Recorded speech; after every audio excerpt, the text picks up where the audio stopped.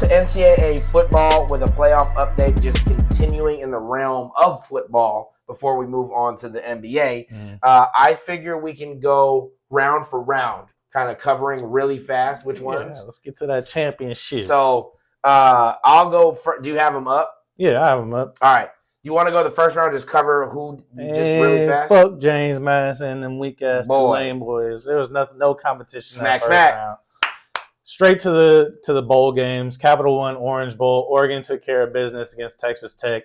But watch out for Texas Tech moving forward. They got that big money, that alumni money coming through for NIL. Indiana slumped on over to Alabama and whooped those boys in the Rose Bowl. Well, the first week, though, we did have number 9 Alabama beating number 8 Oklahoma, which was legit. And we did have number 10 Miami defeating Texas A&M. Big exciting game right there, 10-3. Yeah, but Miami you're going to figure out in a second where Miami's at. So definitely important to not skip over those first rounders. But we did have Ole Miss and Tulane, obviously, which was a blowout, and Oregon blowing out James Madison. But those first two games were impactful in terms of the rest of the way this ends up falling together. And then, 38-3 for Alabama, getting trounced by Indiana in the Rose Bowl. Killing. That boy Fernando. Man. So many Raiders fans already looking forward to him. The All-State Sugar Bowl, we had Ole Miss edging out Georgia. Big game for Ole Miss, even without Lane Kiffin there. Yep. Then we had Miami with the big upset against Ohio State, defending champs. Beat them 24-14. Carson. That boy Carson Beck took it to him, which led us to another just shellacking by Indiana against Oregon. 56-22 was never even a close game. It was a blowout after even like the first half. And then Miami took care of business against Ole Miss, the number 10 seed that almost didn't get into the college football playoffs, making it all the way to the championship with the boy Carson Beck leading them the way. Fernando Mendoza on the other side for Indiana.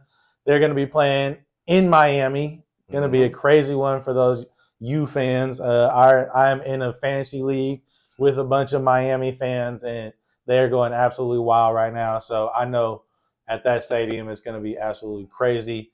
Let's see if they can take care of business, because right now Indiana has been running roughshod over everybody. Yeah, definitely. And I think it should be a really good title game. I mean, Miami has been absolutely cooking. I feel like they quite possibly are the best defense in this entire thing. And then they have, Mendoza's obviously won the Heisman and come on hot, but they have arguably the biggest name, of this senior class in Carson Beck, and a guy who has won prior with Georgia and has been in a lot of big games. So it'll be very interesting. It's giving a lot of Notre Dame Miami vibes back in the day of the whole, criminals versus the church boys, the choir boys.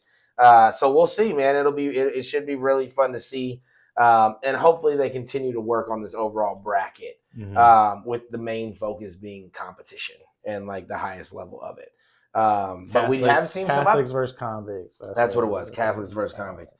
But it was, you did see some upsets this year, which I think is the goal of it, and to prove that, seeding isn't everything. Right. And then lastly, with NCAA football, Cal football, as you all know, we do cover Cal.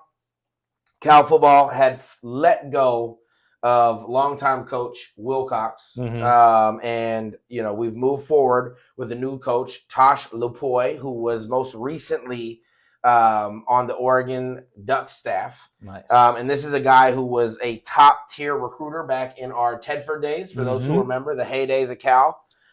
He was a guy that helped bring in Deshaun Jackson, Marshawn Lynch, a bunch of our really, really good skill position players. He was instrumental in Aaron Rodgers as well, some of these other guys. So he's coming back to be the head coach. A lot of former players are backing him.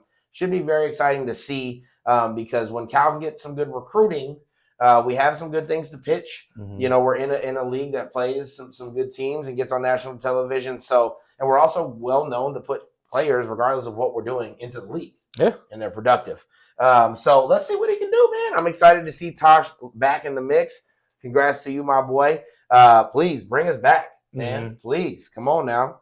We could be strong. And if you can recruit well, maybe it happens sooner than later. And with Saga Pulutele coming back, Come it's going on. to be crazy. 'cause Locked in. Clearly, as you see with Fernando Mendoza, there's something that they know about quarterbacks at Cal. Yeah. We're doing something right. On to the NBA. Little quick Warriors update just to see where they're